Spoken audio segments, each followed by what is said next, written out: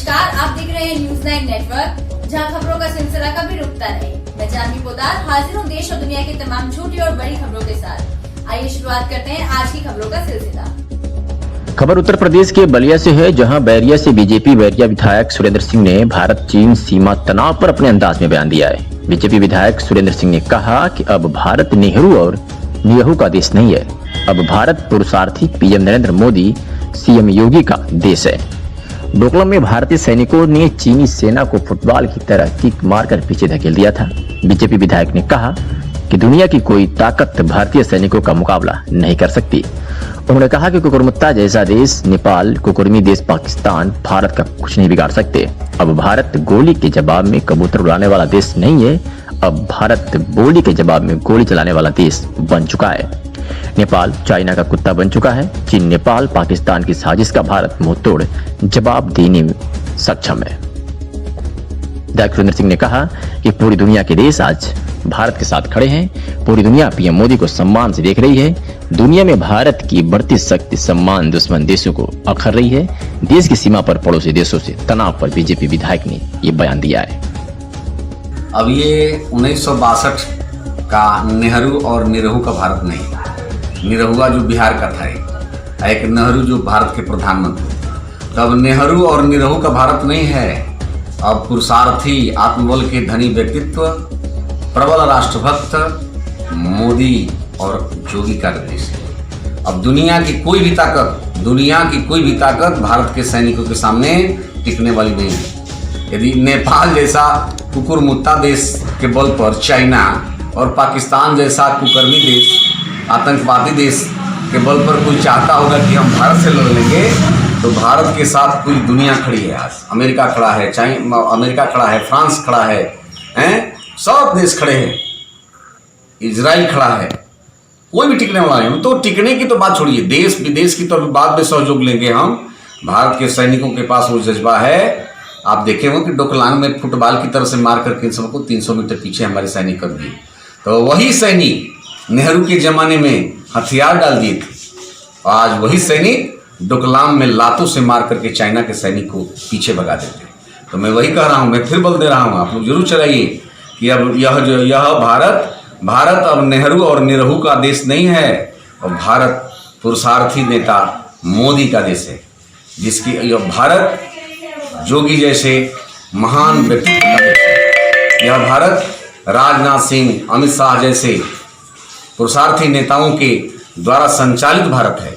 अब ये कोई चाहेगा कि भारत को आंख दिखा करके हम बहुत बड़ा ये कर लेंगे, तो उस जो आंख दिखाने की कोशिश करेगा, हमारे नेता उनकी आंख निकाल लेंगे। वो समय आ गया है। अब दुनिया का विश्व गुरु बनने जा रहा है भारत। अब कोई चाहे कि जो है नेपाल जो है, माने यदि भारत के लोग यदि बढ़िया से जो है नेपाल की तरफ दृष्टि डाल दें, लघुशंका कर दें, तो नेपाल बह जाएगा, है? और वो भी जो हमको ये दिखाता है, तो ये जो है क्या है, केवल जो है उनका भ्रम है। और एक क्या कहते हैं कि नहीं क्या कि जो है कोई एक छोटी चिड़िया भी सोचती है कि मैं पहाड़ को आसमान को अपने पैरों पर उठा लूँगा, तो ये बात है। ये अब भारत पहले का भारत नहीं है, अब मोदी का भारत है, पुरुषार्थी का भारत है, विश्व को दिशा निर्देश देने वाले नेता का भारत है। और भारत के सैनिकों के वो जज्बा जो पाकिस्तानी सैनिकों के 1 लाख सैनिकों को केवल गिरफ्तार करके जेल में डालने वाला भारत है। अब ये ध्यान रखे, चाइना चाहे नेपाल चाहे पाकिस्तान जो जैसा करेगा उसको, अब तो पहले तो गोली के जगह पर कबूतर छोड़े जाते थे नेहरू के ज़माने में, लेकिन अब बोली के जगह पर गोली छुड़ती है यहाँ से। यदि कोई बोली बोलेगा भारत के खिलाफ, तो इधर से गोली चलेगी, गोली चलेगा तो बम चलेगा।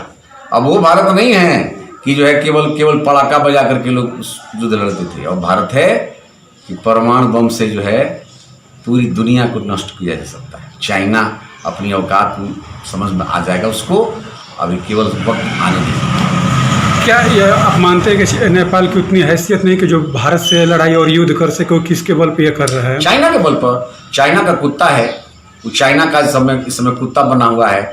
और तो चाइना का कुत्ता कितने दिन तक चलेगा? कुत्ता को तो हम लोग, हमारे सैनिक कुत्तों को तो ढेला से भगा देंगे, ये कुत्तों को कौन पूछता है महाराज?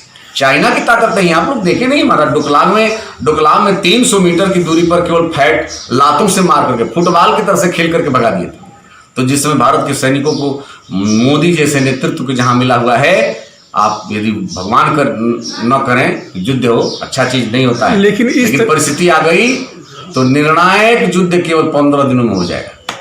लेकिन इस तरह अचानक चाइना का भारत के ऊपर इतना बड़ा मतलब दबाव बनाना और इतना तीनों तरफ से घेरना, मतलब क्यों ऐसा कर रहा है? है क्या, जब कोई भी नेता विश्व स्तर पर सम्मान पाने लगता है तो पूरी दुनिया की शक्तियां उसके तरफ दृष्टि रखती हैं।